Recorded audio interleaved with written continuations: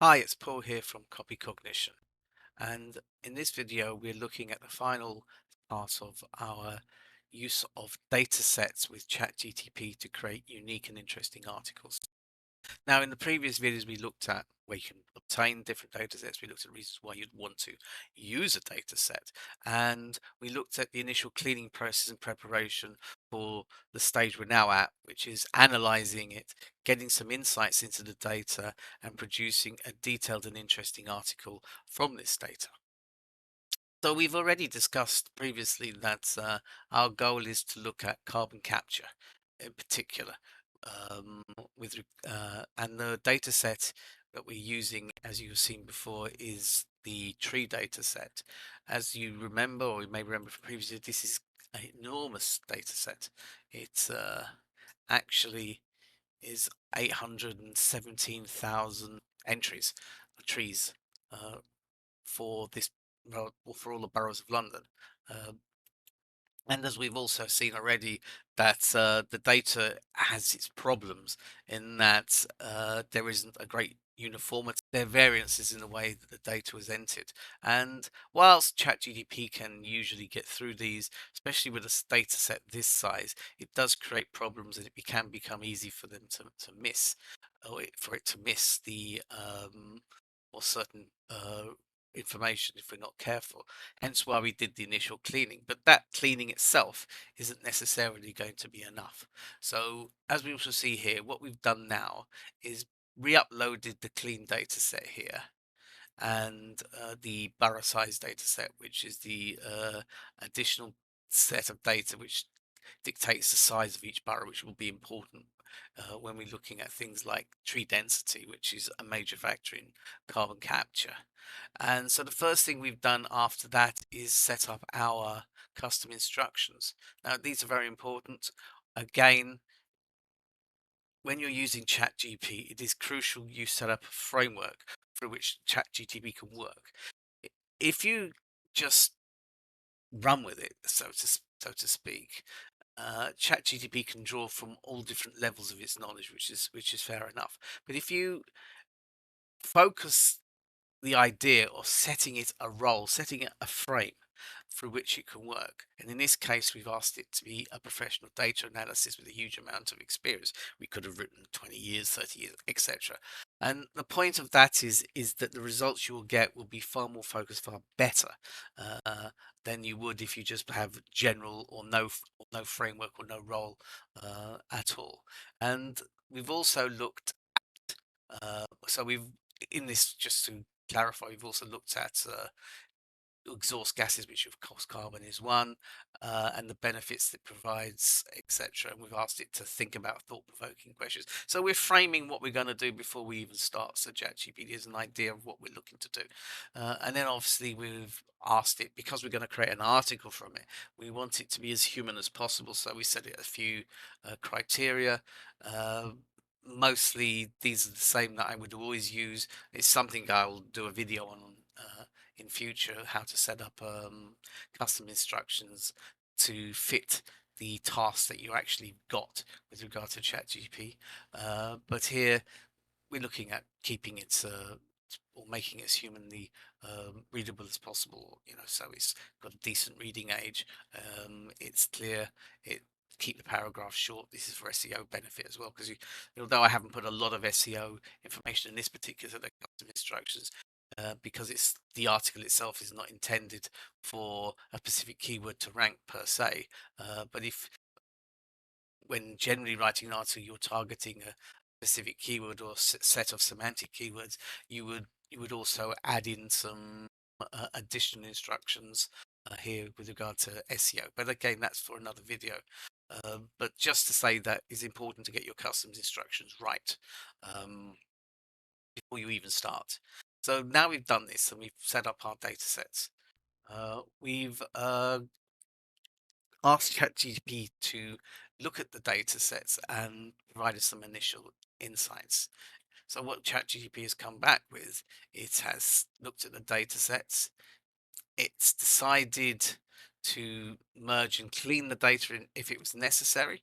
Uh, going to then calculate sequestration potential, because that's what we've asked it to do here, carbon sequestration potential. And then it's going to provide us with insights if possible, and then present these findings. When we've got those, we can then ask for an article structure and then begin to write the article, which will be phase 2. So in this phase, we're just looking at the data analysis to start with. So it started its work and has started to analyze here. So it's used pandas, which is a Python library, which is used to clean and analyze data, and it has gone through the data set. As I said, the data set, and as you've seen, is absolutely huge. So it's looked at the borough the borough tree list file, and is brought through its various columns, and it's also looked at the borough size file. Now what it's done here is it's got enough information to think about how it can start using this information to calculate sequestration rates. So what it's now saying is that it's looking at the various aspects that are going to make a huge difference, which are species, size, and age of trees, and it's also thinking at calculating the biomass of the trees uh, to estimate the carbon storage potential for each tree and each borough, I would think. So it's now telling us what we're going to do next. We're going to clean, and then it's going to calculate carbon sequestration. So um, the first thing it's doing is to clean, so it's making series of conversions. Here it wants everything to be the same, so it wants everything in meters, and it's converting square miles to square kilometers, etc. So everything fits, and so we have consistency in our actual results.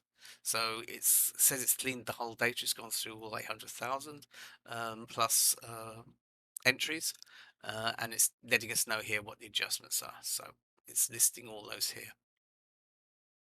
Okay, so now what it's saying to us is what's the next thing? Let's calculate or start to give approximate calculation of carbon sequestration rates. But what I'm saying, because I've done a little bit of research into this, is I want to make sure that we're all, that ChatGPT is on the same page as where I'm coming from with regard to writing the article. So I've put the information I have, the idea that this species differential, age and maturity, tree size, tree health and condition, tree density are, high up on the list, and it has confirmed that these factors are indeed important. I mean, it's already hinted that up here anyway. When we looked at adjustments in the list, it was concentrating on these particular factors because they were so important. So it's just good to as I said, keep giving ChatGTP a framework from which to work within, because the results that you get are going to be much better. So here it's telling us it's picked out the various columns or fields that the information for our factors is going to be present in. So, and now what it's saying to us, it's going to assign carbon sequestration rates to different tree species, translate the age categories and growth factors and how these will affect carbon sequestration, and interpret the conditions of the trees. So it's now saying, let's calculate, do estimating biomass. So now it begins. All right.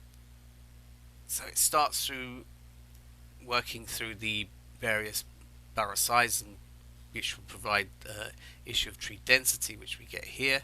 So it can assess tree density, and then it's going to try and calculate sequestration. But here we can already see we've got a problem. No, no, no, no. The reason for this, as ChatGTP will tell us in a minute, is it's unable to calculate them because it doesn't have any information with regard to each individual tree species ability to absorb carbon or capture carbon.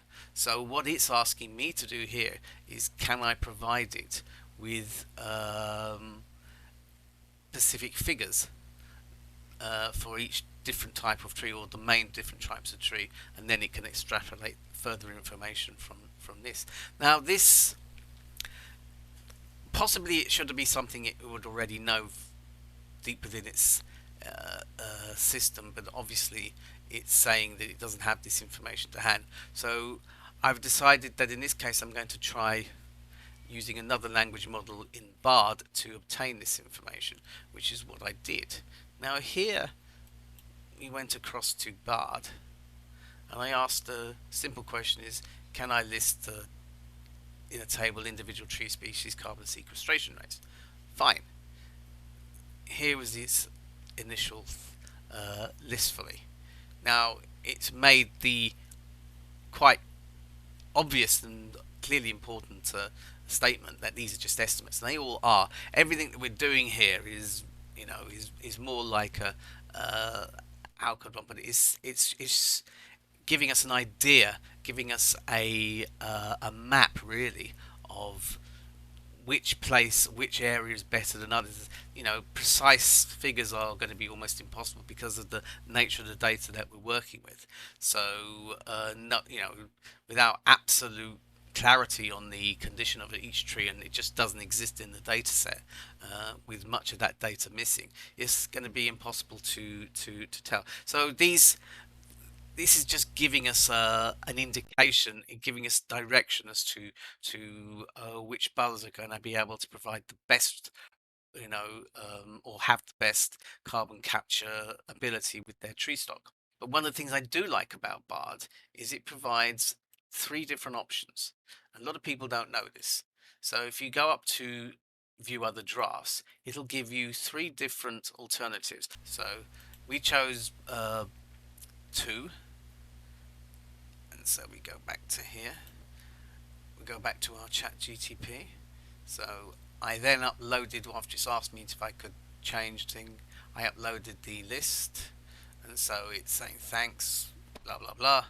Now it's able to convert, so it's because things aren't in hectares, it's had to convert to rates to tons to kilograms to make it consistent with the data, but that's just something it went and did. Here's the calculations that it used, made its conversions. Then it seemed to have a problem with the canopy area, and this again is because of the way that the information was recorded. I mean, in most data sets you might not have this problem, particularly data sets you put together yourself. You're probably not going to have a lot of the problems that you're seeing with this particular data, but it's just something to bear in mind. And so it corrects this information, just making sure that everything is the same. Again, we have an error. So it's decided there was another oversight and it's corrected this. It's what I do like about ChatGPT is you go through the process and you go through what is happening all the way through, and it's honest. It's telling you there's an error. Some of the errors you think, well, sure, you're going to know that there's going to be an error, but so here again we have problems with the column sequestration rate. Now this is a column it's created itself. See what ChatGTP is doing as it analyzes the data, and this is something I probably should have highlighted right at the start, is that it's taking the data from the data set and it's recreating the data that it needs, and also adding its own data frame or creating its own data frame. So it's not changing the data in the data set unless I've actually asked it to, and to then give me a new downloadable file. What it's doing is creating a data frame using the data set for the information that it absolutely needs. And so this particular column is its own column that it's created. So it's telling me it's dropped it by accident, so it's going to have to recalculate it. But that's something that needs to be borne in mind. It's creating its own data sets. Now, one of the things I do like to do normally is we're using here the advanced data analysis tool. Now you could also use plugins, and particularly a plugin called Notable, and I often like to do that, but I didn't do so here purely because of the size of the database, which is like 800,000, as I said, plus entries. And I did try at one point, and I found that there were problems moving the information between the data set in Notable and ChatGTP. It kept coming throwing errors. So too, no, not enough, too much, too much information basically to move across. We were at the limits of Notable's abilities. So on a smaller data set, which most will be, most data sets are likely to be, then you wouldn't have the problem. But the advantage there is it will record and save these data sets. Here, everything is lost because it's all done per session. So unless I physically now ask it every move to provide me with the a downloadable file giving me the information, I've lost that data set. Whereas in Notable, it's all stored in the cloud and you've always got it there. So it's now coming up with this first analysis, and it's telling me that the borough of Enfield provides the best sequestration rates, followed by Bromley, etc. As you can read down. So these are what you call London boroughs, and it's now giving some analysis. Is telling us there's a significant variability in carbon sequestration potential. High D density does not always correlate with the high sequestration level, obviously because tree species is important. So Bromley is a great example. So, despite having a lower density of trees, it has high sequestration value due to its large area. So, here we go. And so, I've asked it now to create a table for me. And I've asked it to exclude Pacific boroughs. In the data, I won't, if we go through the data set, you'll see that there's a reference to out, which refers to trees that don't appear to be in any Pacific borough. I don't know how they've come up with that, but so I've asked it to exclude plus Brent, Croydon, Havering, Hackney, and Wandsworth. Now these are London boroughs. If you're not in from London, you don't need to worry too much about it. But the problem with these boroughs is the data set was so incomplete it was going to throw the figures. They'd put some in, but they clearly hadn't put anything like its complete tree stock. Maybe sometimes only about 5% or 10% of the tree stock for these boroughs was included. So it became nonsensical to include these in the actual table. So I just thought the best is to drop these, and so we did. And so it's provided me with a list of the annual sequestration rates. And so you have something like City down here at quite a low, but when you think about its square area, it's a fraction of the size of Enfield. So it's probably doing rather well. It's probably something I could have asked it actually to rate in terms of ratio of area to sequestration rate. It's possibly something I should have asked it. I didn't at the time, but that's another interesting question that we could have asked. So I've asked it now to give me a complete list of all the boroughs, and it's done so. And so it's provided me a markdown table, which I can copy and paste into my eventual article, um, providing me all the relevant information that we need. So I'm now asked it to delve deeper into the findings and find out some key insights into what we're looking at. So it's being very polite, telling me absolutely, and it's providing me some quite interesting information. It talks about the variation sequestration potential. Uh, it talks about the area versus tree density. So boroughs with larger areas do not necessarily have high densities, but still have high sequestration rates. And this is obviously because of the total number of trees and type of trees. And we've got population density, with high populations such as Westminster and Tower Hamlets have substantial sequestration rates, reflecting urban planning. Um, it's interesting the information that it's pulling and combining with its background information that it has. Um, and we've got 10 different points here. So policy implications. I mean, policy implications are problematic because these change, and I don't know how up to date the information ChatGTP has on policy information, and the figures that we've got are from 2021, which is already 2 years ago. So is also you could include long-term sequestration strategies. Now it's telling us what should be done, but whether local governments will consider that is a different matter. I suspect they probably do. Biodiversity considerations and climate change migration. Okay, so now what I'm saying is I'm thinking about these insights and I'm thinking, well, if I'm going to write an article, I want something or some visuals that I can include in this article. So I said, well, can we include some bar charts? So I'd like to be able to compare burrows across different factors like tree density, species density, and population. I want a heat map sort of ranking burrows based on the factors considered in carbon sequestration. And I also asked it for a scatter plot to look at the relationship between the different factors. Um, and it provided me with some charts that we can go on to use in our article, giving us the tree density per square kilometre. Here you can see Islington ranks incredibly highly. It's a relatively small borough with a large amount of trees for its size. It provided us with the heat map that we asked for, looking at the various different factors involved. And then finally the scatter plot. And these will look good in our final article, and it also provides us with some information on the each one, so it's telling us like the bar chart, etc. I didn't like the scatter plot at the end. You'll see in a minute I asked for it to recreate it, only because the key, borough key, is sort of obscuring part of the chart itself.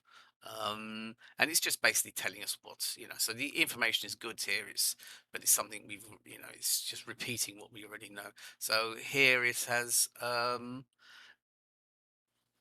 done so. So it's created a new scatter plot. Okay. And at this point, we're going to leave this video here, and then in the next video we're going to look at how we've used this information to create the actual article.